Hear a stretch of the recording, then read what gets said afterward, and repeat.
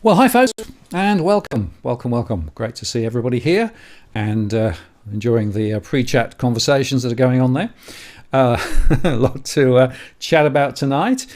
Just before I bring Leith in, let me just do a couple of pre-show formalities. We'll stick the pre-show on just to say, hey, we're in pre-show mode. And somebody, of course, will be asking for the doggy cam. So the doggy cam is here. There you go. The doggy cam is now working. So Luna and Meteor are in their beds, sitting very comfortably and cozily whilst I make this show happen.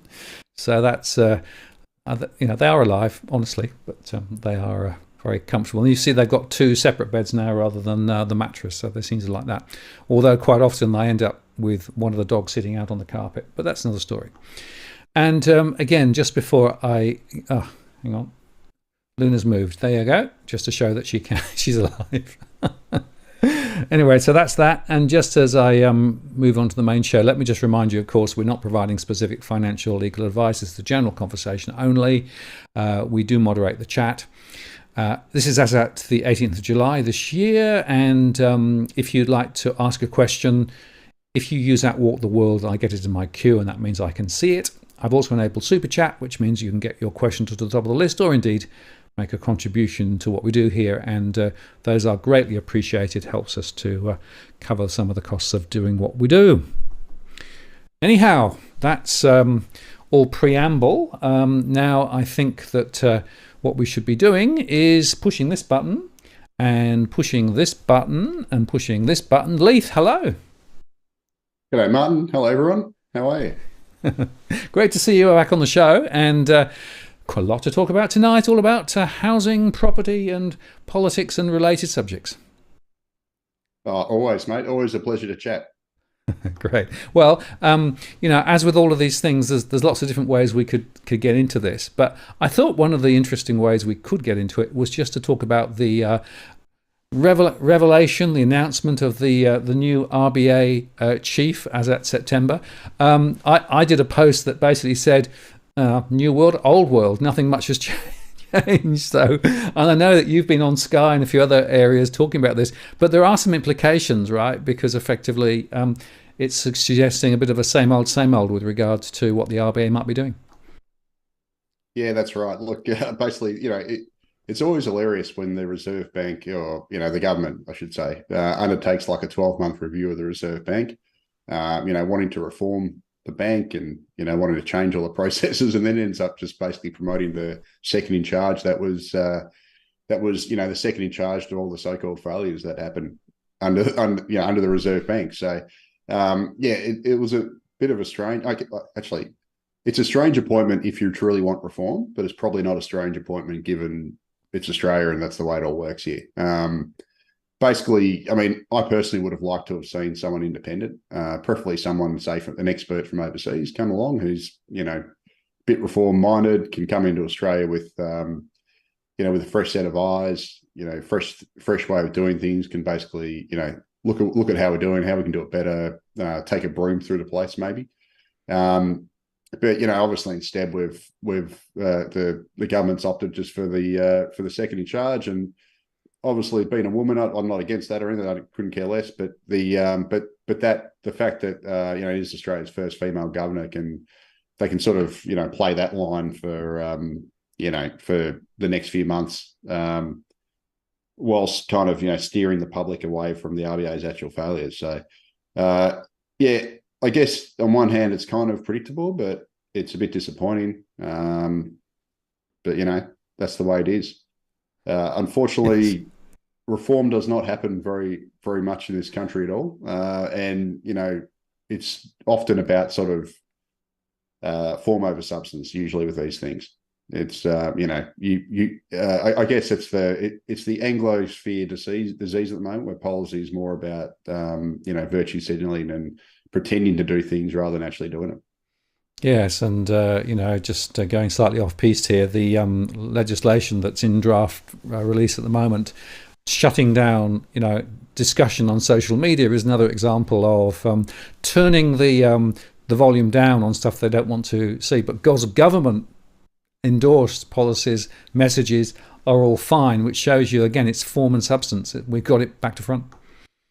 Yeah, one thing I did like about it though, the appointment of Michelle Bullock is that she's true Australian form and following the lead of politicians, she owns quite a property portfolio. So she actually owns apparently a $3 million principal place of residence, and as well as 4 investment properties. So um, you know it's, to me, it's not a great look. Obviously, if you've got the person who's got got the hand on the trigger of interest rate rises, heavily invested in the most interest rate sensitive asset class, it doesn't have great optics in my view.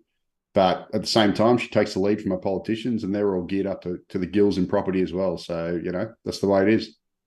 Well, there was a very interesting survey from New Zealand showing that politicians there, on average, had something like 3 or 4 times the property portfolios of ordinary New Zealanders. Right now, in Australia, it's a bit more hard to unpick because, of course, some of the disclosures are a bit weaker.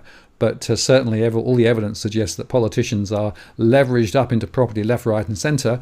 So you'd think that that might be a little bit of an incentive to steer the policies in a particular way rather than not. Just saying. And I think the other interesting observation here is that Bullock, of course, gave a speech about a month ago now, talking about the need probably to see unemployment a little higher, 4.5 she was suggesting. But interesting, in the minutes that came out today, there was a sort of a clear discussion about weighing up the impact on the labour market versus putting interest rates up. I have a feeling, I don't know what you think, but I think the Reserve Bank is fixated on the labour market as the sort of the cause of the problem for inflation, when I'm not sure it is. Oh, 100%. They've said repeatedly, and this is against the advice of the OECD, the Bank for International Settlements, and a whole bunch of other bodies. The Australia Institute, for example, has done some good research on it, and they basically they keep pointing the finger at this imaginary wage price spiral that we're supposedly having, and they keep pointing out that labor costs rising at an unsustainable rate, blah blah blah, and that's driving inflation. When actually the data doesn't show that at all. It's pretty hard to argue that workers are driving inflation when basically wage growth has been about half the inflation rate. At the same time, obviously, profits have kept up nicely with inflation. So, they do seem to be overly fixated on the labour market. And I think it's just this sort of neoliberal curse. It's kind of the way they've always looked at it. And it's easier to smash, I guess, smash workers than it is to take aim at companies or profits, which is a lot harder to do. All you can really do is try and sort of, I guess, name and shame them, I suppose. But they're certainly misdiagnosing the problem, in my view. And this sort of gets back to part of the problem with monetary policy. I think I said in our last show, you basically got one lever, which is targeting 1/3 of households roughly directly, the ones who got mortgages. And it's a pretty inefficient way to basically try and control inflation anyway. And what we need is basically for the federal government to step in and pull the levers that it has. For example, number one is really fixing the energy market. Down the east coast of Australia, on July 1, utility prices or electricity and gas just rose another 25%, and that's on top of a similar rise last year. And this is all basically off the surging gas prices. And the crazy thing about it is we've actually got gas and coal prices globally are now falling, yet Australia's going up, and we're the Saudi Arabia of gas. So we're like I use this example I think a couple of times in your program, but basically what we've got now with Australia's gas price is basically akin to a Saudi Arabian going to the petrol pump and paying $2 a litre for the petrol when they're actually selling to the rest of the world. It doesn't make any sense, and that's one of the key drivers of inflation. If the Albanese government was serious in basically reducing inflation pressures throughout the economy, it'd be smashing the gas cartel and getting energy prices down, and also would be moderating immigration so that we don't have rents soaring at basically double-digit rates. If you look at asking rents. And rents are actually the single biggest component of CPI. So Tarek Brooker, I know he's on the show a fair bit. He's used this great analogy for Australia. He calls it the burnout economy.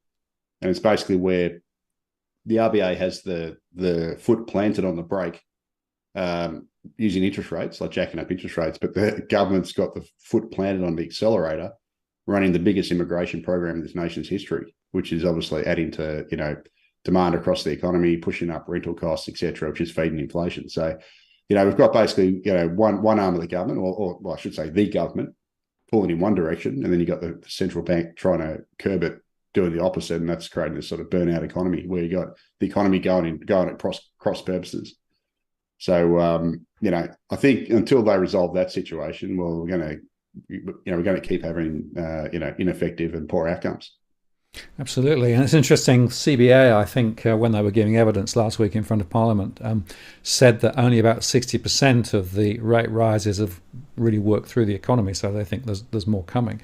But the most interesting thing was a stunning chart showing that by age band, the relative spend has changed dramatically. If you're younger, you're spending less than you were a year ago, whereas on the other side, you're spending more. So you've got a differential impact of all of these things that are happening, but it's only squeezing a relatively small proportion of the total footprint. And that's why we've still got a lot of people who are spending quite freely and why the retail's not looking too bad. So it's another classic example, to use Tarek's analogy of pulling in two directions at the same time. But the impact is not universally spread across everybody. It's hitting a relatively small proportion, those with a mortgage and those in the rental sector, and those people are, of course, being smashed. 100%. Now, I've actually got the chart in front of me, would you believe? So I don't know if, I'm not sure how I share the screen, but it's, basically got, let's see if I can share screen. Okay. Now, this is going to have a chart with a whole bunch of writing around it. This is the article I wrote for news.com last week on this exact issue. Sorry, first time doing this, guys, doing it live. Here we go. There we go. Is that showing your end? Yep, it's there.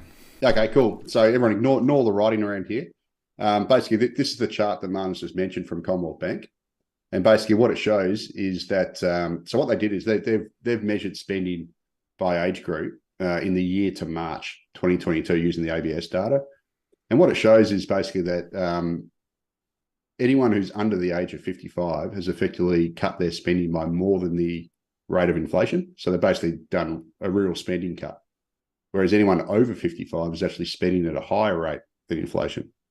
And if you look at the group, the 25 to 29-year-olds, they've basically had zero spending growth in the year to March. Whereas the oldest cohorts, the 75 plus, have increased their spending at almost double the rate of inflation. So 13% versus a 7% inflation rate. And the reason for this is, like I mentioned before, the interest rate rises are only impacting, say, a third of households, and they're the ones with mortgages who tend to be younger. At the same time, we've got soaring rental costs, which is obviously impacting younger people more because they're the ones who tend to rent more, whereas the older owner-occupying cohorts who've paid off their mortgages mostly and obviously aren't impacted by interest rate rises or rents are basically spending like drunken sailors. And what that's effectively doing is that is basically increasing spending across the economy, and it's causing it's basically prompting the RBA to lift rates higher than it otherwise would. And this sort of gets to the inefficient nature of it. You're smashing the 1/3, you've got mortgages, whereas the other, you got 1/3 who are renting who are getting smashed by rising rents. You got 1/3 who are mortgage holders who are getting smashed, and then you got 1/3 effectively, roughly, of households who mostly older people, mostly own their own homes outright, who aren't affected. And in fact, a lot of them actually getting richer because their deposit rates have obviously gone up with their interest rate rise. They tend to own a high share of investment properties, a lot of those without leverage. So they're getting the massive rise in rents. So they're creaming it there. And even if you're one of the poorer older cohorts who's on the age pension, your pension's at least going up by the inflation rate, whereas workers on average, they're seeing their real wages fall because their wages are going up at half the rate of inflation. So we've got this kind of intergenerational problem at the moment whereby, one segment of society, predominantly older, over 55s are doing well, and the rest are, struggling. Absolutely. You might want to end your screen sharing. I'm glad that worked. Yeah, no, it works. And feel free to do it again if you'd like to. And this is the interesting observation because, of course, central banks around the world are using their blunt instrument, which is effectively interest rates. And quite clearly, the interest rate lever isn't hitting everybody equally. And yet it's the policy that they've got. It's the models that they use. It's also a question of, I suppose, what you should be measuring in terms of, how do you measure the success of an economy? Now, of course, Chalmers has got, is it 50 in his new metric set? Yeah. Everything from the color of the sky and how green is the Mate, grass. okay. This is the biggest load of BS I've ever seen. So basically, my partner in crime, Dave Llewellyn-Smith's called the woke domestic product is what he labelled it. So what Chalmers wants to do is basically set up this well-being framework. Now, it sounds great. In theory, it's makes sense, I suppose. And what this will do is this will effectively, in a couple of months, he wants to launch this well-being index, which is going to have 50 indicators of Australia, not necessarily economic or whatever, to map the progress of living standards, I guess, or progress of Australians. Now, that sounds great in theory. The problem is, what are the indicators? And you can bet your bottom dollar that it's going to be set up in a way to make the government look good and set up in a way that will basically hide Australia's, failing economic performance. We've got real wages tanking. We've got per capita recession, basically, incoming. And obviously, we've got the rental market in stress, got infrastructure getting crush loaded. State governments are all, drowning in debt, trying to keep up with population growth, etc. And I can bet your bottom to those 50 indicators will not view the federal government's mass immigration program, unprecedented immigration, as being negative. Now, if it was a serious well-being indicator, it include things like access to hospitals, congestion on roads, access to public transport, access to parks, all that sort of stuff. And every one of those measures, and obviously access to housing, like the quality of housing, the size of housing, the housing in relation to jobs, all that sort of stuff. Pretty much all those indicators are made worse by his immigration program. So you can bet your bottom dollar he's not going to include stuff. He's going to basically juke the stats to make it so that he can manipulate it and talk and show that we're having this great progress when really everyone knows we're not improving. It's as plain as day. And what I'd actually like to see him do is, instead of doing all this BS, just elevate GDP per capita as the central economic figure that we look at. It's already reported by the national accounts every quarter, by the Australian Bureau of Statistics. But unfortunately, the way it's all done at the moment, the media, economists, the government, everyone focuses on the headline GDP number. So basically, if the Australian economy grows, that's considered good. Doesn't matter how we grow. And the fact of the matter is, the way we've been growing is just by pump priming, people. So basically, we've been running population, quantitative peopling. So other economies have used quantitative easing, like money printing, to juice growth. In Australia, in Canada as well, and New Zealand, we all use quantitative peopling. So we just bring in tons of people and we grow the pie through inputs in people. And they obviously consume and whatever, and we've got to build houses for them. That grows the pie. The problem with it is everyone's slice of the pie has not been improving. It's been getting worse. For the past nearly 2 decades, have been running this ridiculous program. And all we need to do, if you really wanted to do a well-being type focus, just elevate per capita GDP as a central figure. So when you get the national accounts every quarter, the ABS goes, Australia's per capita GDP grew by whatever. And then the media reports that as the figure. The governments look at per capita GDP as the figure. It's not a perfect figure, don't get me wrong, but it's simple. And what it will do is it'll expose this, population Ponzi economics that federal governments have used for the past nearly 20 years. But because it will do that is the reason why they won't do it, because they don't want this shell game that they've been running to be exposed. Because if they were to use per capita GDP, people would look at it and go, shit, per capita GDP growth has been falling for decades since it's been running this high immigration program. Living standards haven't been improved. Why are we doing this? So that's why they always report, obviously, headline GDP, because they can say rubbish stuff like, before the pandemic hit, Australia had the longest continuous run without a recession. Well, yeah, if you measure in per capita terms, we didn't, because we just primed a whole bunch of people in here. The economy kept growing and we avoided recession that way, even though we had numerous periods where everyone sliced the economic pie, so it got smaller. And it's getting smaller right now. But the way, unfortunately, with the population growth run at 2%, Australia's economy's got to effectively go backwards by 2% for us actually to have a headline recession, even though at the moment, per capita GDP is falling and is projected to fall for the next 2 years. So, forget this woke domestic product thing, Jim. Just make per capita GDP the measure, mate. Simple. It's already been done. And, it tells us enough to give us an indicator of how the economy is going in per person terms, which is really what matters. It's not perfect, but it's, hell of a lot better than what we've got, and it's simple. And there isn't a whole lot of room to basically juke the stats, which is what he wants to do with this wellbeing framework. He's going to put a whole bunch of indicators in there to basically muddy the waters so that you can't actually get a read on what's really going on. And then, of course, with 50 indicators, he can pick the 10 that suits his narrative and ignore the rest and talk about those. And then when they turn pear-shaped, he can flick to another 10 over here and whatever. It's just a whole thing to basically obfuscate and confuse people. And I think that's the whole purpose of it. And it's obviously there to sound, virtue signal, to basically sound like he's doing something, which is the modus operandi of this government. Basically, pretty much everything they do is, everything they've done so far has all been about looking good and sounding like you're doing stuff without actually doing stuff. And in many cases, making the situation worse. So unfortunately, that's the reason why I dislike this government with a passion, but also dislike the previous one. So it's nothing unusual for me. But they both do the same sort of thing, right? Which is basically, as you say, virtual signalling, and they're not doing the real things that they should be tackling.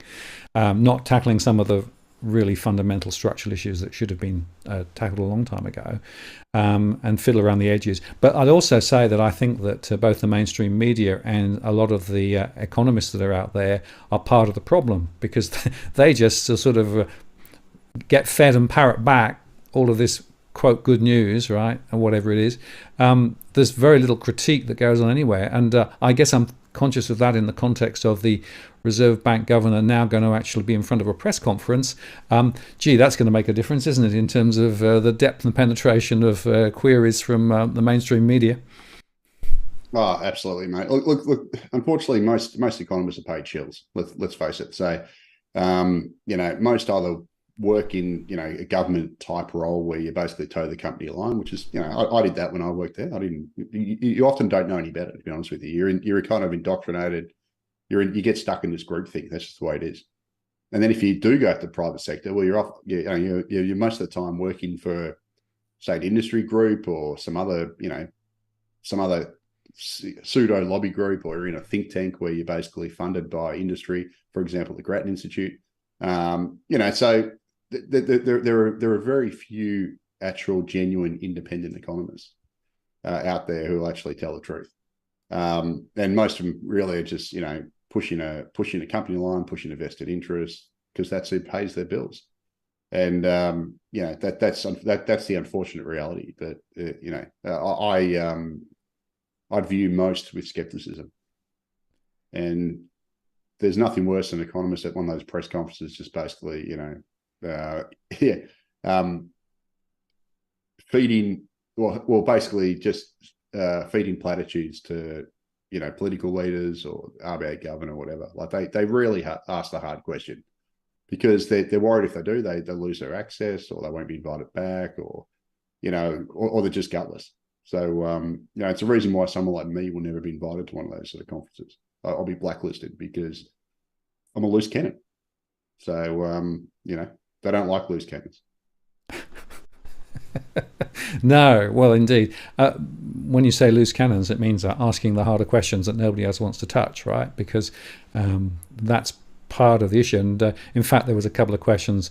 One of them was relating specifically to this disinformation bill, which is in draft form. And there's concerns about that, because it might be harder to have some of these conversations on this channel, and some of the comments would be potentially not appearing because the mainstream media and, of course, the YouTubes and everything else will be turning down the volume on stuff that isn't government endorsed.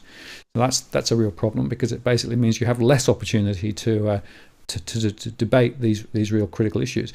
And what I don't really get, well, I sort of do and don't, that there is a very narrow group of people who really want to have a real discussion about some of the real issues. Almost everybody else just seems to be happy to hunker down and say, well, it is what it is, and just carry on, which is shameful, because ultimately bad decision on bad decision cascade over the years, and you end up with an economy like we've got, where if you take housing as an example, housing is way overpriced relative to income. The banks are over leveraged to property. Their mortgage books are going to be shot to pieces if property prices fall. Therefore, property prices have to be supported, and therefore we've got this situation where, despite ultra low levels of consumer confidence, despite rising interest rates, guess what? Property is still going the other way. So it shows you that you end up in a situation where, there are huge issues that actually nobody really wants to touch. Yeah, that's right. And look, in some ways, I don't blame less necessarily individuals, because I guess, I'd probably be the same if this wasn't my job. I probably would switch off a bit as well, because you just you get used to basically being, I guess, it sounds a bit negative, but beaten down, I suppose. If you're constantly fed this BS, and then you can sort of push back at it for a while and whatever, but after a while you're just like, whatever. And then I think people just lose interest, and they go, I can't be bothered anymore. I'll just do my, I'll just won't worry about it. I'll just look after me, etc. But certainly, a lot of the message nowadays, it's all a lot of just propaganda. It's it's just virtue signaling. It's pretending to do stuff rather than actually doing it. And that's kind of we see it all over. Like some examples with the current government in Australia. We've got this BS Housing Australia Future Fund. This so-called 30,000, this fund that's going to help build 30,000 homes, social homes, over 5 years. Well, 30,000 homes over 5 years on a projected population increase of 2.18 million, according to the budget, is absolute drop in the bucket. And when you actually look at its $500 million a year spend that's going to have, supposedly, assuming it makes the returns in the investment markets, to build the 6,000 homes a year, it's about $84,000 a home. Now, what can you buy for $84,000 a home? It just shows you that it's, it's completely inadequate, and it's all about having an announceable. Albanese can get up there going, look, we're doing something about the homeless crisis. We're doing something about the rental crisis.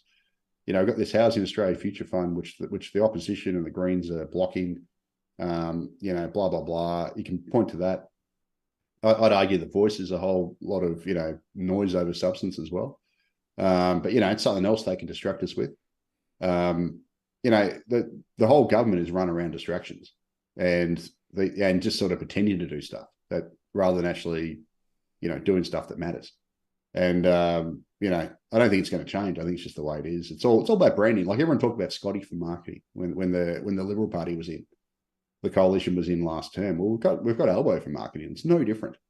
It's just that everyone, Scott Morrison was basically just came across as more shifty, whereas Albo's shifty in his own way, but he's just got a more of a smiling face. So he'll sort of knife you in the back smiling. Whereas Morrison was basically he wasn't as good a liar, I guess.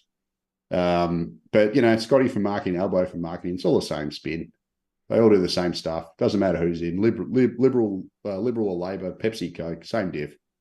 And it's just amazing how, after doing this for sort of 12 years, it's like every year is pretty much the same, and nothing ever changes. It's just the same BS over and over again, unfortunately. So, but what do you do? Just write about it, and now I've sort of got the stage where I laugh at it. So I used to get really angry about it. Now I'm just like, I don't get angry anymore. I just kind of, well, sometimes I do, but most of the time I'm just like, it almost feels like I'm writing satire on Macrobusiness. We write about this stuff. So, it's the way it is. I'm sure you feel the same way, Martin.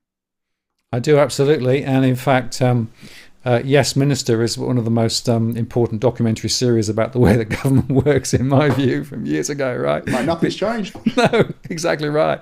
And this whole idea of misdirection, right? So, if you're a magician and you want to do something sleight of hand, what you do is you point somebody over there and they look over there and you do it over here, right? And there's a lot of misdirection going on. So, you got bright, shiny things that you distract people with, and I think The Voice is one of those. The problem is that it's not actually tackling the real critical fundamental issues, which is about what is the future of Australia, how is the economy going to actually thrive and survive into the future, because at the moment they're not actually dealing with the critical policy issues that need to be. And by the way, it's not just Australia. You could say the same in the UK, probably in spades as well. And pretty much everywhere in Western economies, there's something fundamentally flawed about a lot of these Western economies. Nobody wants to tackle the real burning issues that should be tackled, and everybody's just saying, "Oh well, we'll just muddle through and get re-elected, and then that's all." And it almost seems to me that the answer is they're only interested in getting re-elected because re-election is about what they're up to. That's all they're after. So the rest of it, forget it. Yeah, absolutely. And we're seeing basically. But what's interesting at the moment is we've got this unified push, whether it's Australia, Canada, New Zealand, UK.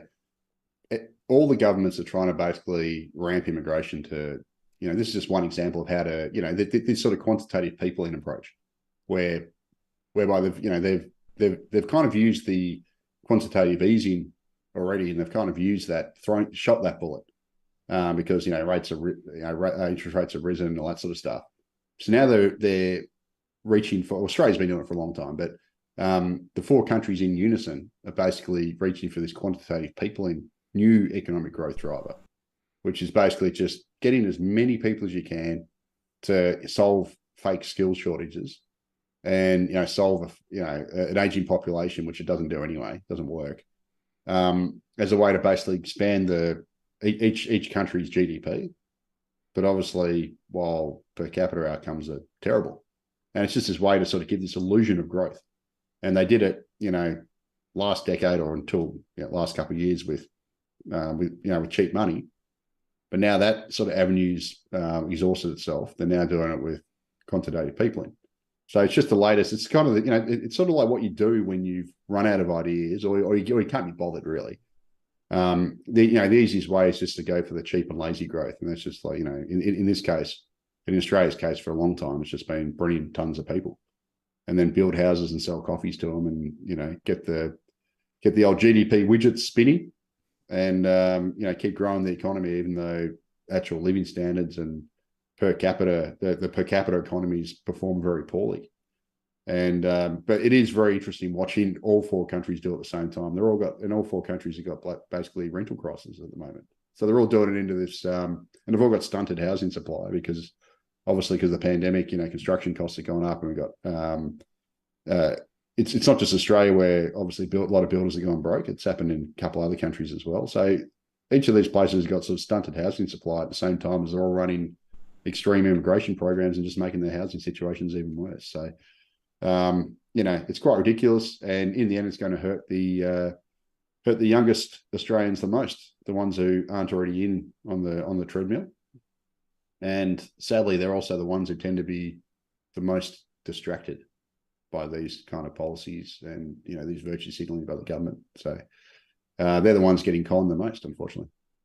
Yeah, I agree with that. And the big con, the long con, right? And it's actually got to the point where many people just assume that this is the way the economy has to be because this is the way the economy has to be. So there's very little, real questioning. Now, Donna it's actually also all they've known.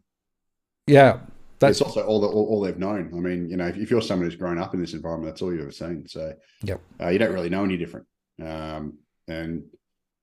So yeah, I don't. Again, I don't really blame individuals for putting up with it because that's just what they know, and they're the sort of rules of the game. They're like, oh, okay, that's the way it is. Like, if I was a young person and I knew what I knew and what I know, and I was locked out of the housing market, I'd be furious.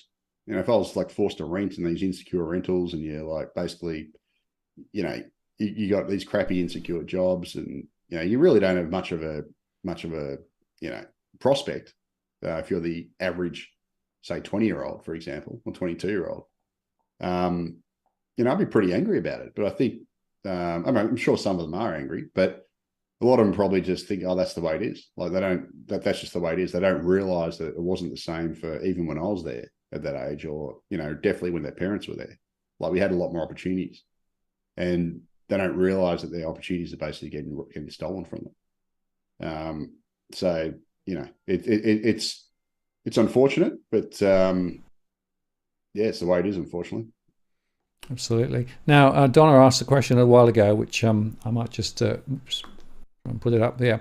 Can you explain the per capita GDP, what it actually is, and if our population is 27 million, how much are we producing on an individual basis? And it's certainly gone backwards. That's basically, Donna. That's exactly what you've just put in. So basically, if the Australian economy is $2 trillion and we've got 26 million roughly at the moment. So if you, it's actually more than 2 trillion, but say 2 trillion.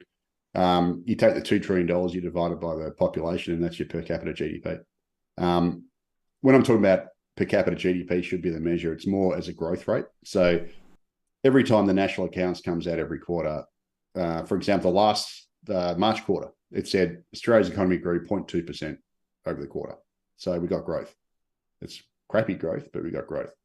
The problem is the population grew by 0.4%. So what it would have said is instead of, so when the ABS did their release and the headlines, this and all the papers are saying, Australian economy grows 0.2% in quarter. It would have said, Australia's per capita growth falls 2% in the March quarter. And they should just basically make that the statistic that matters, because it's not the size of the pie that matters, it's the share of the pie that matters. Now, again, this is, per capita GDP isn't a perfect measure. It's certainly not. There's a lot of stuff GDP doesn't measure. It doesn't measure distribution.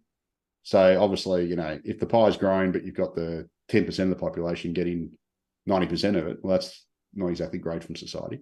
So it doesn't measure distribution. GDP doesn't measure a whole bunch of things. So for example, if I live in a decent house, if I was to knock this house down, the demolition of it adds to GDP. If I was to replace it with a house that's even worse than the current house I live in, that building of that new house adds to GDP. So at the start, I was in a house of, say it's an 8 out of 10 house. And then I knock it down and then rebuild a 7 out of 10 house. I've actually got a worse endpoint, but you've got two sets of GDP produced out of that. You've got a GDP in the demolition and you've got GDP in the building of the new house. So that's giving you growth, but you're actually no better off at the end. And it's the same when, when Australia digs up a whole bunch of resources and sells it overseas, that counts as GDP, but there's no accounting for what's been lost. So for example, if we in the next year sold, say, all our gas resources, it's not possible, but to do it in a year, but if we did, we get a whole bunch of GDP in, but then you've used that asset, so it's all gone. So there's no accounting for what you lose. So it's not a perfect measure, but it is it's a simple measure. It's a lot better than just using aggregate GDP. And it gives you enough of a rule of thumb to sort of know if we're getting ahead on an individual basis or not. And at the moment, we're not. And if you use the Bank for International, the Standard & Poor's. So Standard & Poor's, S&P Global did a forecast on Australia's economy, and they tipped 1.4% growth this year, 1.2% next year. But our population is, according to the Australian Treasury, the latest budget, is going to grow by 2% this year and about 1.7% next year. So that's two full calendar years where Australia's economy is going to shrink in per capita terms. But you won't read about it. You won't read they're going to have this 2-year recession.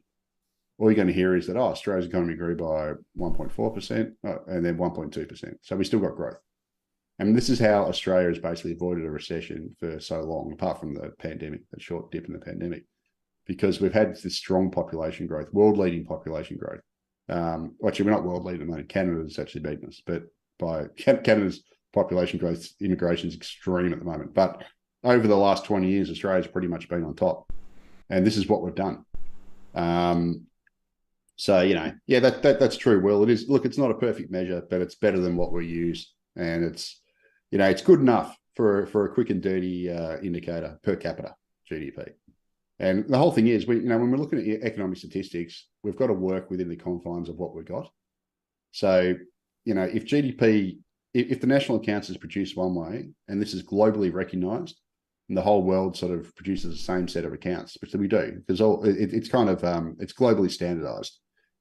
You can't expect to then create this whole new measure that no one else uses, because no one's going to look at it. But what you can do is, when the national accounts comes out and it comes out with all the usual figures, you can elevate that one figure to the headline.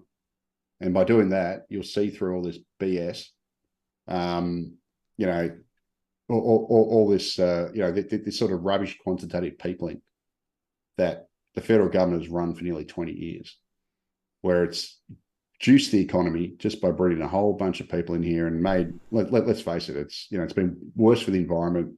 It's wrecked living standards. I'm not against immigration. I'm just against super turbocharged, strong immigration like we've had. And, it has eroded the quality of life. So it's like, well, if we're doing that just purely to grow the economy and they give this illusion of growth, what's the point? Why are we doing it? And at least if you focus on the per capita GDP, it'll remove that population people, the quantitative people in effect, which is why I think that's what the government should do, but it won't, because it'll obviously highlight their own failures. So I'm just waxing lyrical and hoping or wishing, I should say, wishful thinking. Yeah, hope isn't a strategy, but it's good to at least shine the spotlight on this first, and that's why this is an important conversation. Another important conversation was the consumer confidence. Right, this is the Roy Morgan that came out today, and well, it's really, really, really grinding down to levels that we only just briefly saw through the COVID lockdown. So this, for me, is a very important indicator, and you could argue whether it's accurate, but actually it's quite interesting. If you look at it then by different cohorts, it's an even worse position, isn't it? Yeah, that's right. Now I'm just trying to find the so I've just lost you for a second, so I want to share my screen now. That I'll tell you what, mate, you've actually created a monster here. Because I've now just learned how to do this. I'll just double check that you haven't got the same one. All right, so this is the breakdown by cohort. Oh, hang on, sorry guys.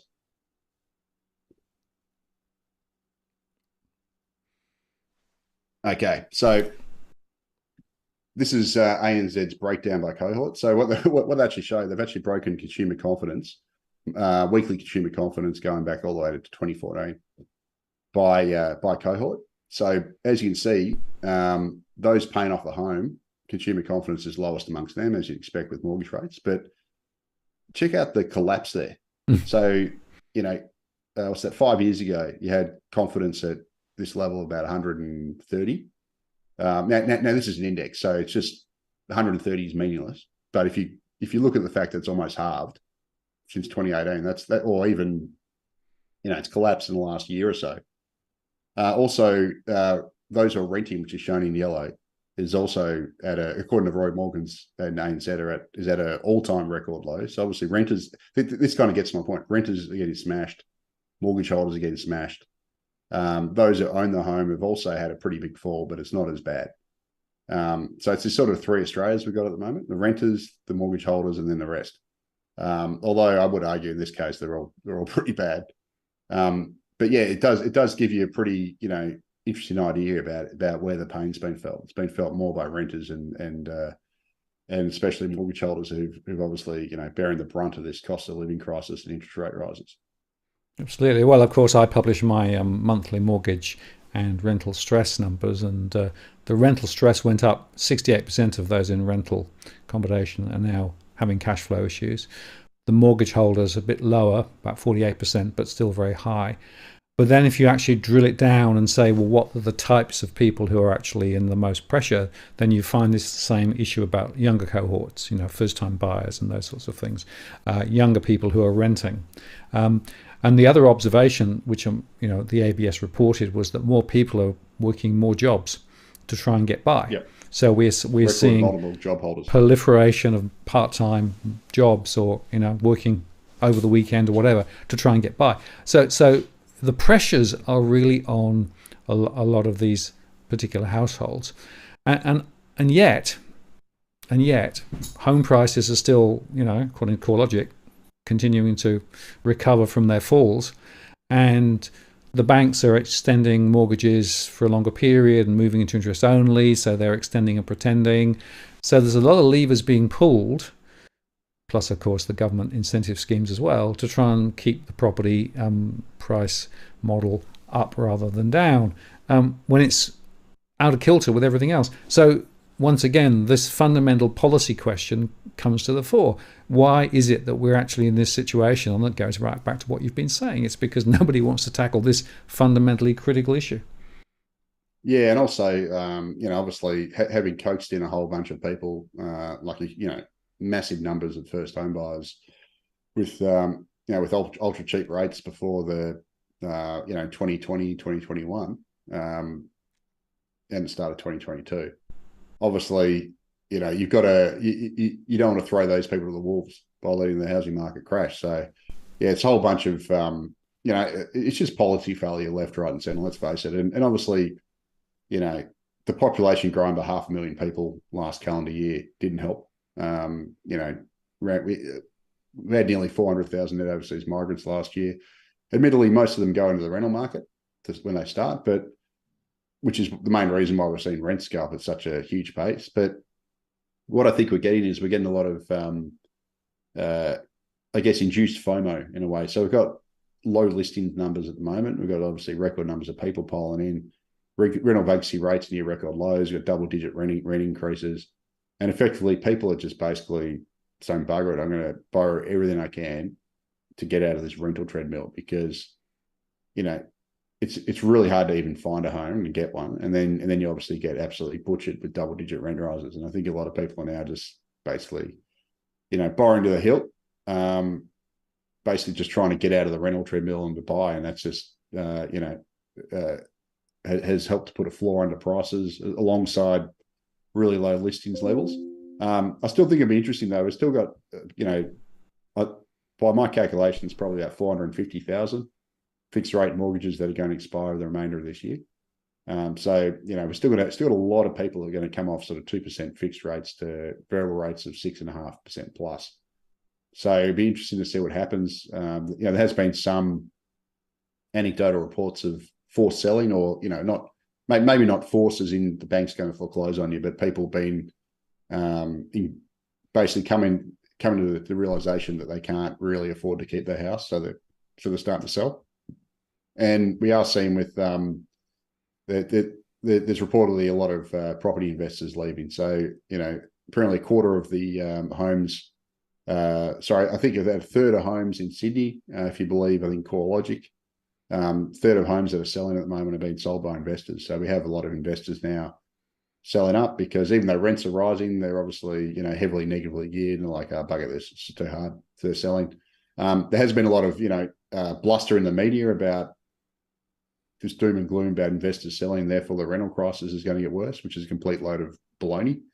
For the simple reason, if an investor sells, the property doesn't disappear. They either sell to another investor or they sell to an owner-occupier or, first home buyer. So when an investor sells it basically to an owner-occupier, it does reduce rental supply by one, but also reduces rental demand by one because a renter becomes a homeowner. So I don't know if you've seen those sorts of reports, Martin. There's a lot of fear-mongering about that, about property investors are leaving, therefore the rental crisis is going to get worse. Now that would be true if they weren't buying off the plans, but as we know, the overall majority of investors buy established dwellings. So really, if anything, investors leaving is actually good for first home buyers. There's the correlation between investor mortgage commitments and first home buyer mortgage commitments is almost perfectly negatively correlated. So when investors buy less, first home buyers buy more, and vice versa. So it is an interesting situation at the moment in the property market.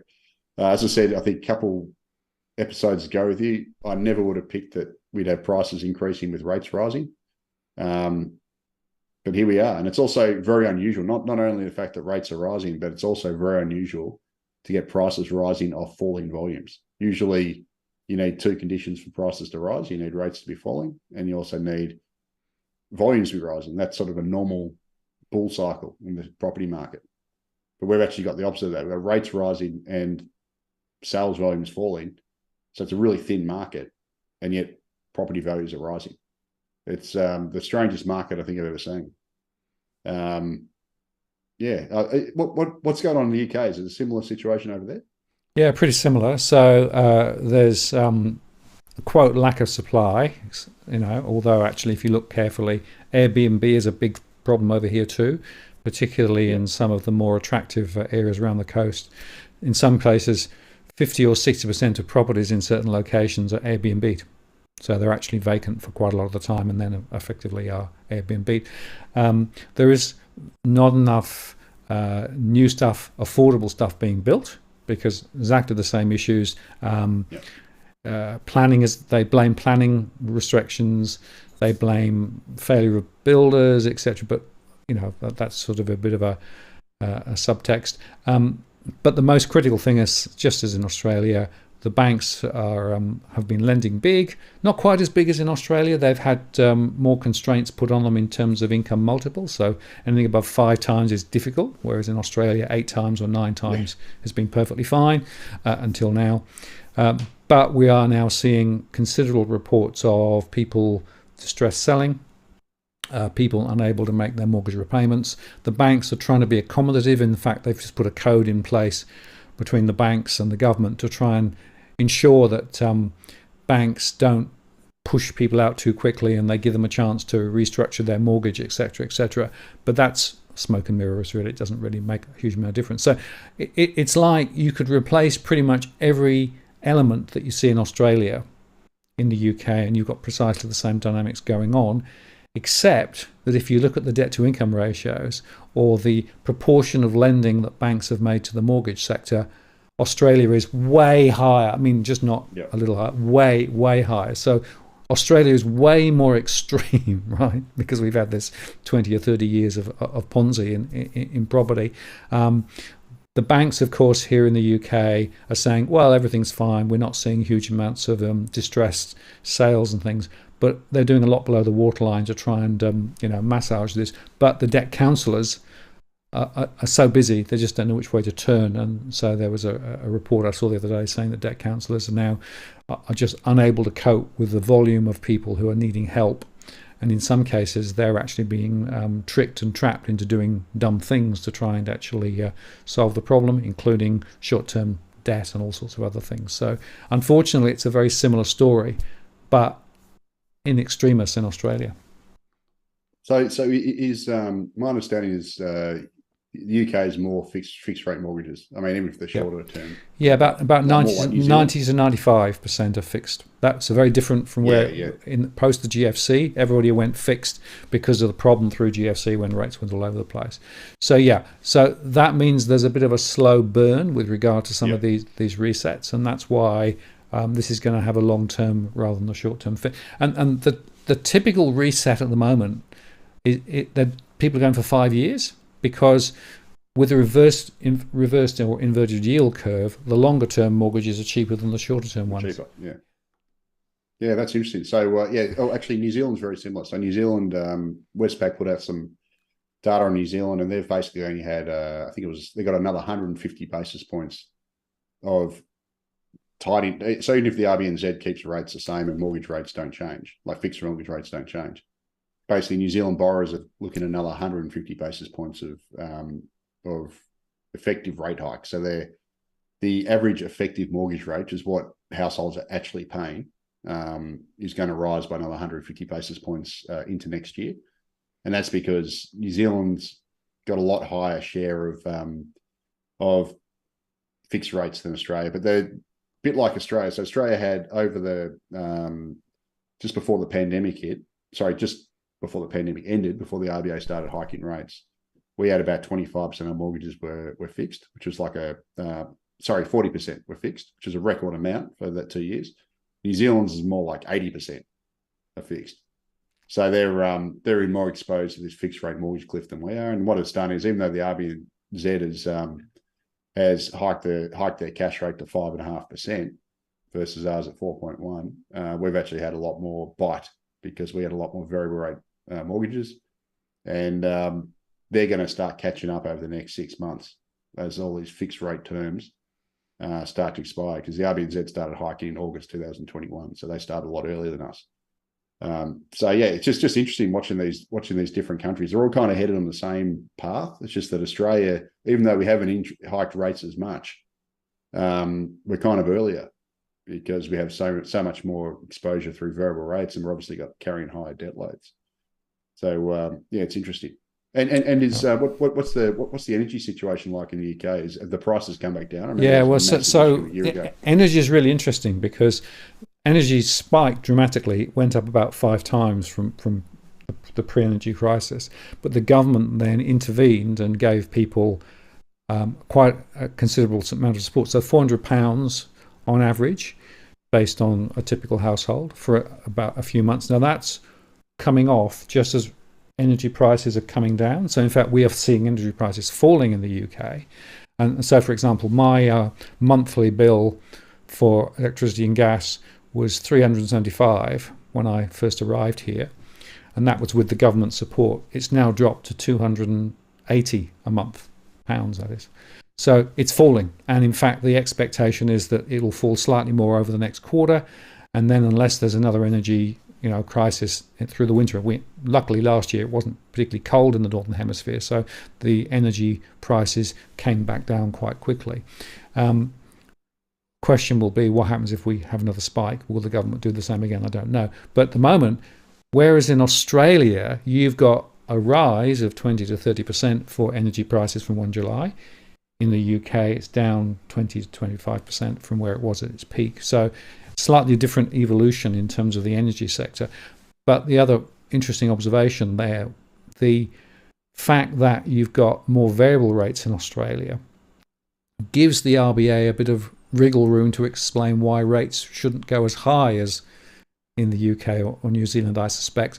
And I wouldn't be surprised if that's one of the cards that we see being played over the next couple of months. Yeah, absolutely. And look, to be fair, I mean, I think it should all be data driven. So, if for example the next labour market report on I think it's Thursday is comes in soft, then we get a run of soft data and that sort of stuff. Well, I mean they really should hold. I mean my opinion is they should hold anyway, and then just because we've got this fixed rate mortgage rollover. So as you said before, CBA reckons only 60% of the rate hikes have been passed on as yet, because obviously there's a lag between when the RBA sets rates and when they actually hit mortgage holders. But the bigger thing is the fixed rate mortgage reset, which is going to pretty much run throughout the rest of this year. And the next year it kind of almost normalizes, where you get sort of normal amounts of mortgages rolling over.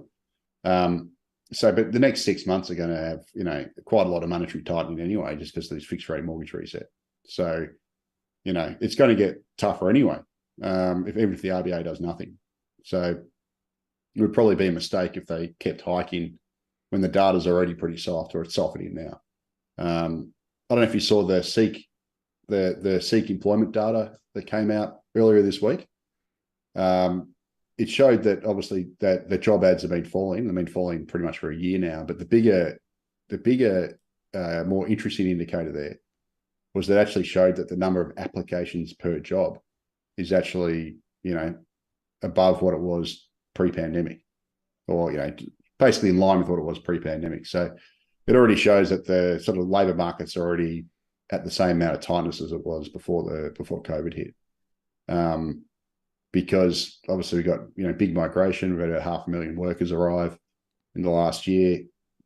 Those people are looking for jobs. There's way more applicants per job. And what this means is that there's actually a pretty strong correlation between people per job, applications per job, and the unemployment rate. So what that's actually pointing to is that that the unemployment rate's going to rise, and it could rise, fairly significantly in the next sort of 6 months. So I think the RBA would be pretty crazy to hike into that, given that the monetary policy is already tightening anyway, because the fixed rate mortgage reset. So what's your expectation in terms of the peak? Because the markets are saying 4.4, 4.5 as the peak, and then drifting down, but not really coming back down to where we currently are until, well, maybe December, not next year, but the year after. Okay, I'll do this one.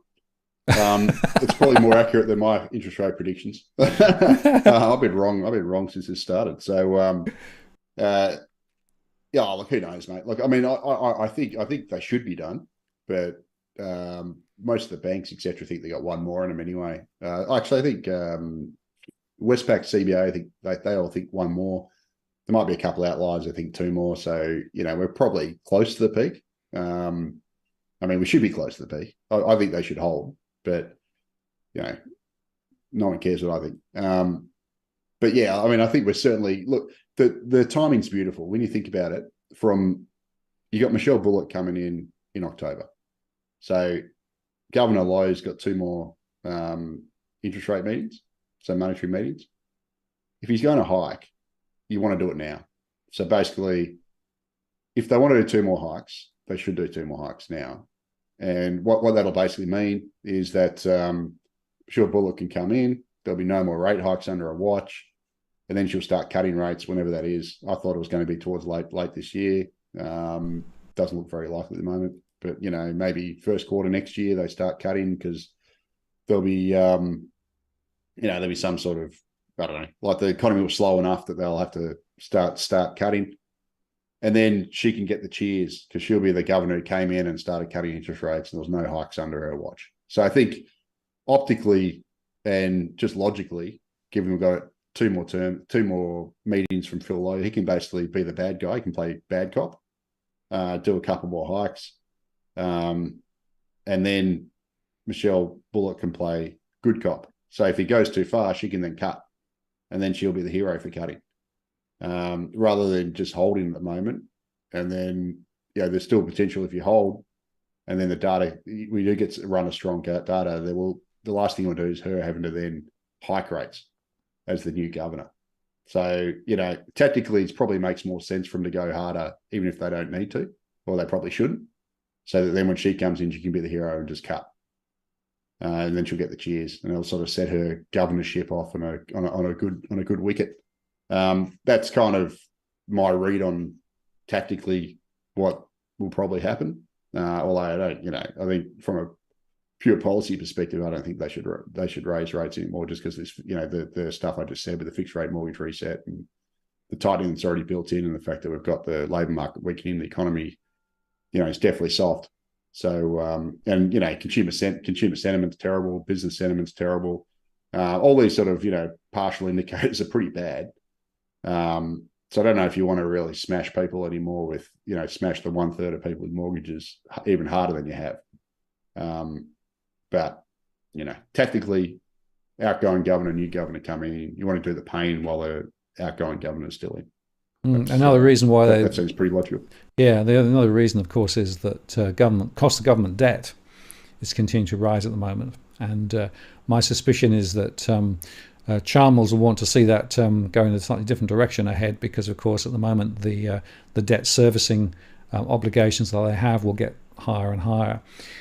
So seeing rates come down sooner rather than later would be quite useful for them from a political perspective as well. Yeah, that's a really interesting point you make, actually, because I live in the broke state of Victoria, almost soon to become the failed state of Victoria. But New South Wales is a similar story, not quite as bad, but you got the 2 biggest states, which obviously got the strongest population growth for immigration, and the federal government's piling in the people. Like, just at the moment, Sydney and Melbourne particularly are getting absolutely stuffed, crush loaded at the moment with population growth, and you got both state governments are basically drowning in debt. Victoria worse than New South Wales. It's got a little bit to do with COVID, but most of it, like 80% of it in Victoria's case, is because both governments have done massive infrastructure builds, and they've all been poorly targeted. I'd argue Victoria's is way worse than New South Wales. But basically, it gets down to this thing that I said last time, I think I was on, is that in order to keep pace with this huge population growth, you need to undertake these massively expensive infrastructure projects. So infrastructure costs so much more than it used to, let alone the fact that materials cost more and labour and all that sort of stuff.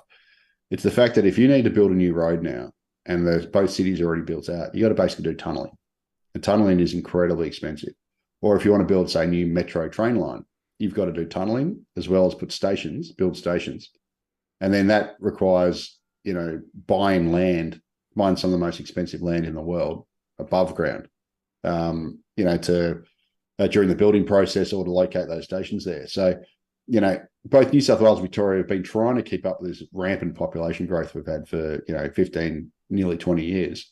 And that basically they failed to do it. But at the same time, both governments have gotten into huge amounts of debt to try and do it.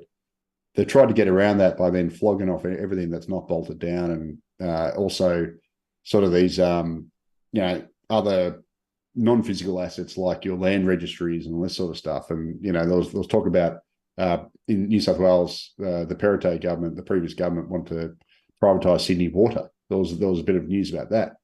So they're basically trying to sell off anything they can to try and get quick money in, basically go down to cash converters, pawn your goods, get some quick cash, which then leaves you poorer because you stop getting the income from those assets going forward.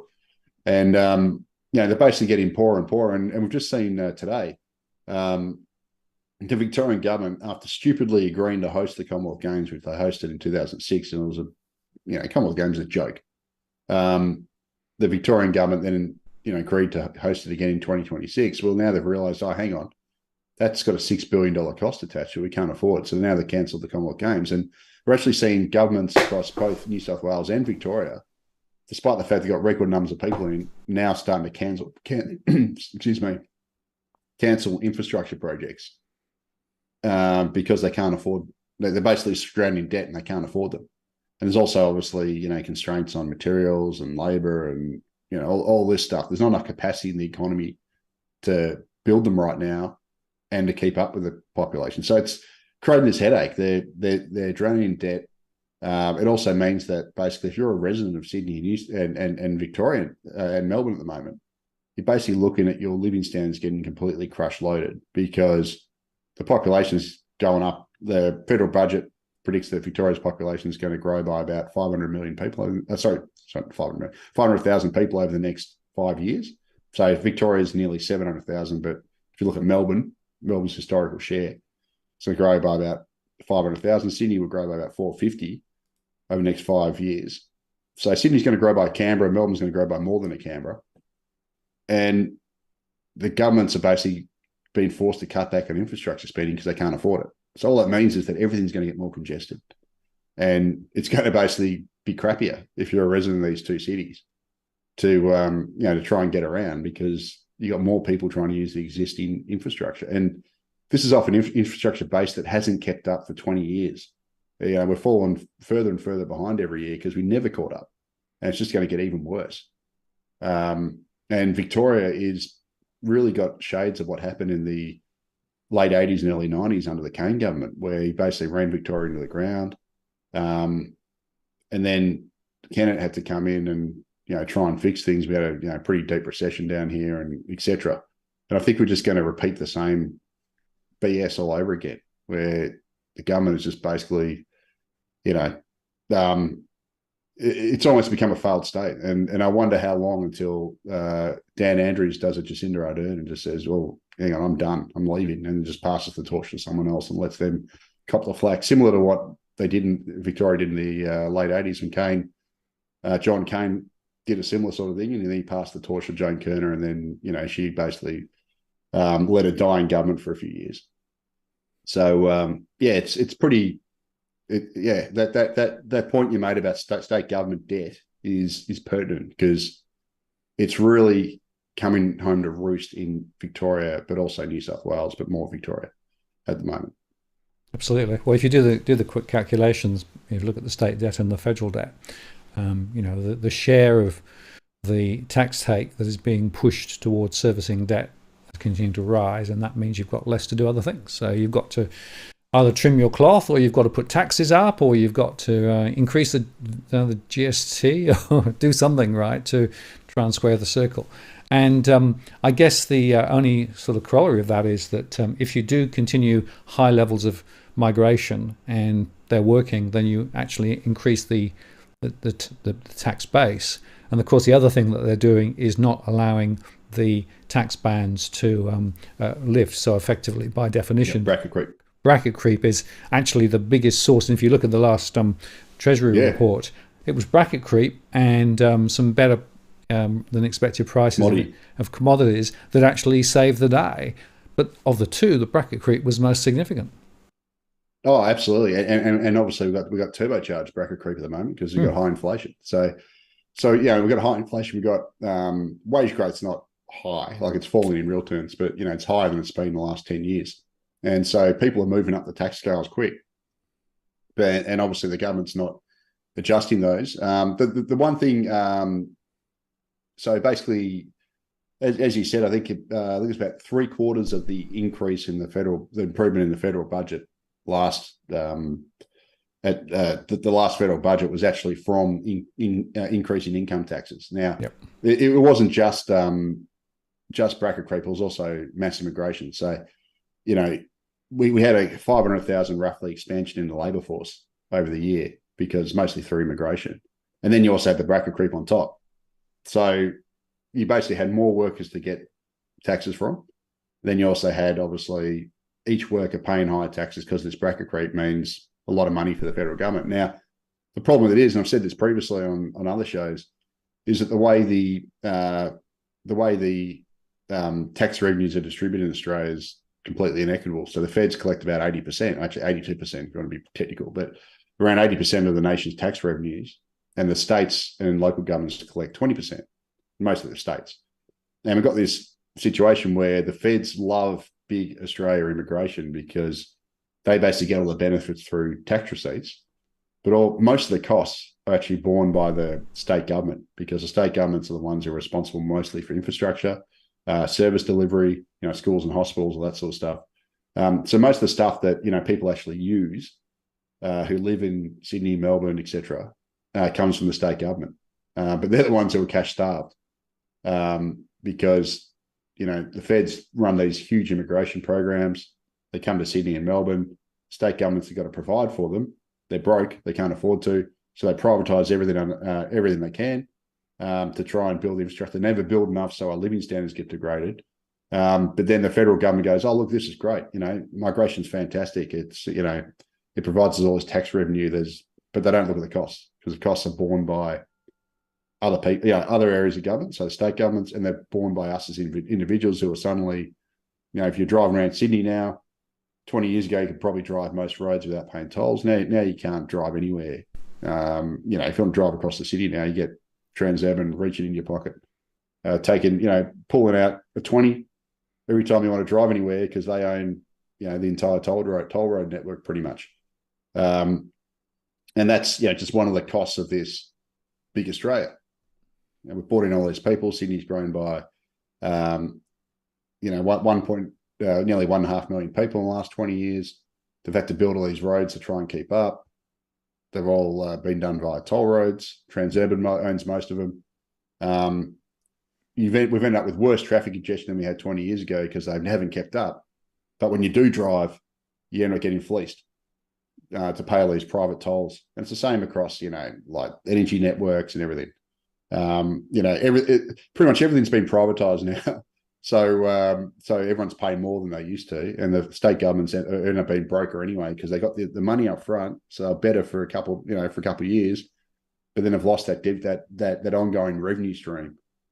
So they're actually, they've just gone into the cash converters, pawn their stuff, got some quick cash, but then they've been left having to rent that stuff back effectively. We as citizens have been have to rent it back off off private companies, and that's all made us worse off.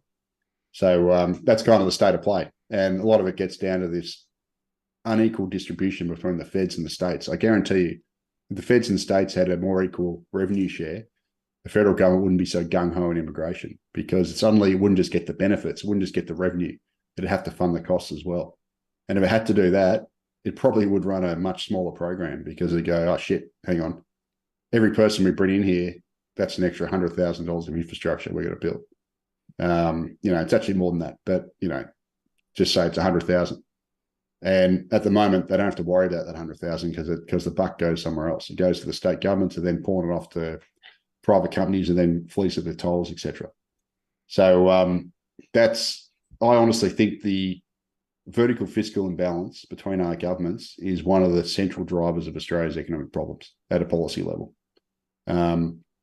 This situation where the feds collect most of the money, but they're not responsible for the service delivery, the infrastructure and stuff, causes a lot of problems. And if they're forced to internalize the costs of the things they do, and didn't just get the benefit of everything, of these immigration type things, we probably get more sustainable policy. But unfortunately, it's been this way since the Second World War, when the Feds took over control of income taxes, and it's a historical accident, and it's not going to go back, unfortunately. So we're sort of stuck with the system we've got. Yeah, unfortunately, that's the case, isn't it? And again, it goes back to, you don't want to disturb too much of the critical issues that should be attached. What you'll do is focus on the little fluffy things around the edge that you can distract people with, and keep those people coming in. That'll make the top line number look pretty good. So it sort of won't be quite so bad. But unfortunately, it's hitting real people, real businesses, particularly small businesses. I'm seeing a lot of small business going to the wall at the moment. I'm seeing a lot of households who are really struggling. So it's not actually creating either a very equal society, nor indeed a growth-led society, nor indeed a very productive society. So unfortunately, it's part of the story, I suppose, but not necessarily a good part of the story. And in fact, Jason threw this out, and you may not be able to read this. I'm sorry, I've got to fix this. I will when I get my full system up and running. But he says, cheers, Martin and Leith. Appreciate your thoughts and your time. I'm curious, given current path, where do you think Australia will be in 2 years with respect to interest rates, house prices, and energy prices? Leith, your thoughts? I've actually got a pretty I think it's going to be fun. So I think actually, I reckon we're going to have another house price boom. So unfortunately, I mean, I can see the doomsday scenario where the RBA cuts rates, right? So it's not going to cut back down to where it was through the pandemic, but it might shave 1.5% off the cash rate or something. So it might get down to 2.5%, or something like that. Maybe even 2% if the economy slows enough. And the government's still going to be running this, extreme immigration program. You're still going to have constrained supply because, I think dwelling approvals, the official forecast from the Treasury is dwelling construction is going to fall till 2025. And Oxford Economics actually predicted something similar. So we're going to have this, fall in housing supply in new builds, at the same time as this immigration is just going to keep ramping. I don't think it's going to get stronger, but it's going to stay high. And so we're going to have this ongoing, rental squeeze, rental crisis, etc. So that's going to cause this sort of structural demand for housing. And then all we need is for the Reserve Bank to basically slash rates, which will increase borrowing capacity by a lot. So borrowing capacity shrunk by about a third since they've started hiking rates in May last year. And they might give, say, 15% of that back. Maybe not 15%, but probably about 15% of that borrowing capacity back. So borrowing capacity will rise. I wouldn't be surprised if, APRA lowers its mortgage buffer. So got a buffer of 3% currently above, mortgage rates. So I wouldn't be surprised if they cut it to 2%, just to help the RBA out when they start to ease. So all that's going to happen is you're going to have the same forces that are putting pressure on the housing market with cheaper money and more borrowing capacity. So I just think that's red rag to bull. So I wouldn't be surprised if we have another housing spurt. Maybe probably starting next year, assuming the RBA cuts interest rates. So in 2 years, I think house prices will probably be a fair bit higher, even if they do have a little dip over the next 6 months or something because of the fixed rate mortgage reset, which may happen. Energy prices, who the hell knows? I mean, I think energy prices will probably come down just because I think global prices will probably come down. So this is just me taking it apart. I got no idea, really. But, assuming the Russia-Ukraine war, something happens there, like, there's some kind of solution. And,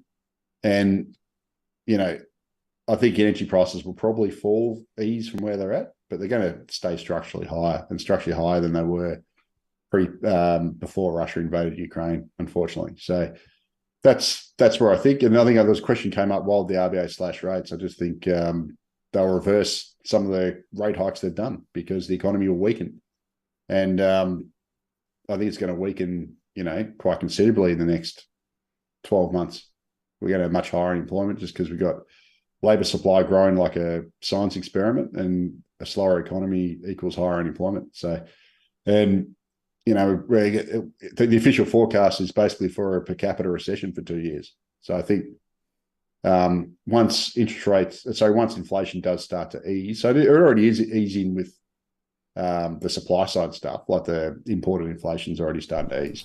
And global energy is actually starting to ease. It's just that in Australia, we're getting smashed.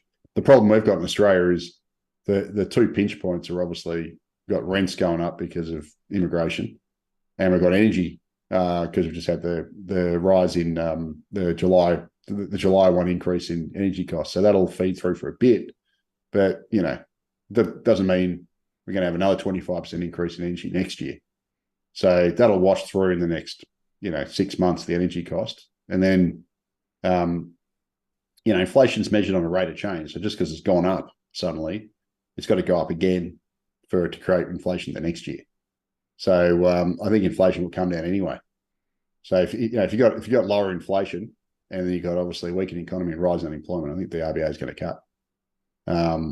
But when, who knows? But the question was in 2 years' time. So it's like I think we can be pretty safe that there'll be some decent cuts within a 2-year period at some point over that 2-year period, which means house prices, and given immigration is going to is expected to stay strong for years, like it did pre-COVID, and Albanese government's signed all these migration pacts with India, which basically gives them easier access to come here. And let's face it, if you're living in India, you probably don't care if the Australian economy is weak, and it's still going to be a lot better than where you are.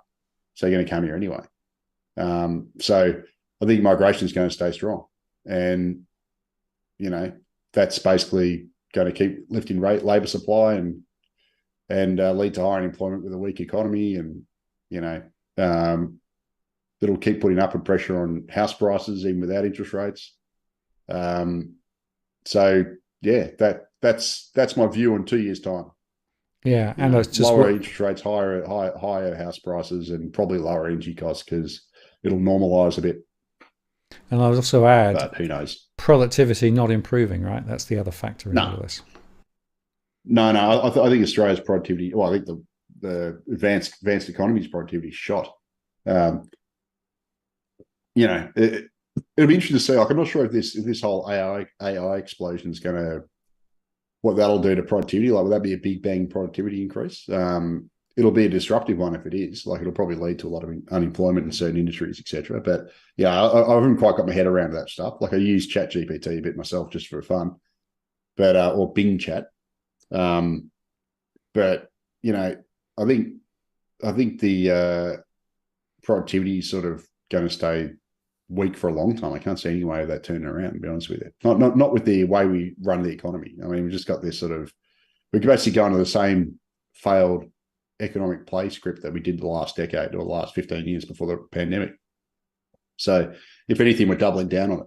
So if we had poor productivity in the previous decade, and we do the same stuff all over again, but with more intensity, when it comes to immigration, for example, we're obviously going to experience a similar kind of results. So, I can't see productivity improving here, and probably not across the Western world. I mean, Canada's got appalling productivity. It's running an even bigger population Ponzi than us. New Zealand's productivity is pretty poor. UK's is poor. I mean, we're all kind of in the same sort of rat wheel economy. So anyway, who cares? Get on the beers, enjoy life. Exactly, and I guess that's the point, because there are so many factors beyond. So China is probably looking weak. Risk. Putin's turned off wheat again, so the supply chains there could be disrupted, and that could actually put upward pressure on some of the food prices. The energy question will be quite interesting next winter in the Northern Hemisphere. Will it be as mild as last year, or will we get a more severe one? And of course, at the moment in other areas around Europe, you've got a lot of people who are struggling with very hot temperatures, same in the US and whatever. So there's lots of vagaries around there. So I think we live in uncertain times, Leith, but I like the idea of, and at the end of the day, grab a beer. That's it. Actually, I don't really drink beer anymore, I shouldn't say. I mean, no. I'm more a gin guy these days. I'm getting too old. Beer just doesn't sit well with me anymore. I do like it, though. But, just in the end, enjoy life. So I sort of look. I don't try not to worry about this sort of stuff anymore. I think maybe because I'm too busy with 2 kids and at that sort of busy stage of life, etc. I sort of don't have enough time to worry about all this stuff. But it's beer and watch the cricket. That's it, mate. I've been doing too much watching the cricket lately. Unfortunately, I've had too little sleep. I've actually enjoyed this long break between the 3rd and 4th test because I was running myself ragged the last 2 and getting a little bit animated. So I was actually talking with Martin about the cricket before we went on air. He's obviously in England now. He went to Lords. Yeah. So I was having a whinge about David Warner and why we need to get rid of him, and and why Australia deserves to lose if we keep him. And all my theories and why I think Pat Cummins is a great bowler and a nice bloke, but absolutely crappy captain, like really poor tactical captain. Anyway, should we turn this into a cricket podcast? Well, maybe we should. I can talk about cricket all day. I love it. Yeah. No, I think we're pretty much coming up on time, Lee. So I want to say thank you very much indeed for your comments and thoughts and reactions to the chat today. Really appreciate it, as always. Always worth getting your perspective, because you were so immersed in all of this data that you're swimming through on a daily basis. And if people want to find out more about you and what you guys do, where is the best place for them to go? Well, at the moment, I've become a bit of a media tart. So, just recently. You can find me on macrobusiness.com.au. Like that's my home. That's where I'm basically do 99% of my stuff. So write there daily with Dave Llewellyn Smith. Just lately I've been if you watch Sky News, whatever, you probably see me on there because I've been doing two Sky shows last week. If you're in Sydney and Brisbane, I've been on Radio 2GB, got a segment on there every Thursday morning called The Treasury of Common Sense with Luke Grant. I've been getting around a bit. Doing different media and that sort of stuff. And obviously here like once every 6 weeks or something. So, just come along to Macrobusiness, have a read if you want to read that sort of stuff. Also, Nucleus Wealth Insights. I'll do podcasts with them probably once a month. And macrobusiness.com.au. That's the best place to find me. I'm not really into the social media stuff. You won't see me on Twitter. I have an account. I never post. I just don't like the cesspit. And nor am I on Facebook. I've got an account, but you won't really get me there because I don't use it. So just a dormant account. That's it. But thanks for having me on again, Martin. I've been a little bit more subdued tonight. Not as fired up as previously. I'm operating off about 4 hours sleep. So we've actually got a dead rat under my house at the moment. So the smell I can't get to it, and it's been driving me crazy. So that's basically it's ruined my sleep for a few nights. So I'm a little bit running on low energy at the moment. Well, I appreciate you're coming on despite the dead rat. I hope you sort that out, because it is horrible. It's absolutely revolting. Absolutely, if you can't get to it. But thank you very much, and we'll do it all again sometime soon. So I'm going to take you off air now, Leith, while I just close the show. Really appreciate your time tonight. And just to tell everybody that next week, Robbie Barwick and I are going to discuss specifically this new legislation which is coming in with regard to the social media disinformation. We think this is a really important topic, so we're going to spend a bit of time on that next week on the live show. So mark your diaries for that. And what I will just do is, let's have a go. 1, 2, 3, 4, 5, 6. Yeah, so there you go. Luna is now in that basket. Meteor has disappeared, but the doggy cams are still on, so that just gives you a bit of a flavour of what's going on here. I want to say thank you very much for spending some time with us. Thank you very much for super chats and all the comments and question and discussion. Sorry I didn't get to all the questions, but hopefully we had a representative sample, and I look forward to seeing you next week. This is Martin North from Digital Finance Analytics, signing off. See you next time.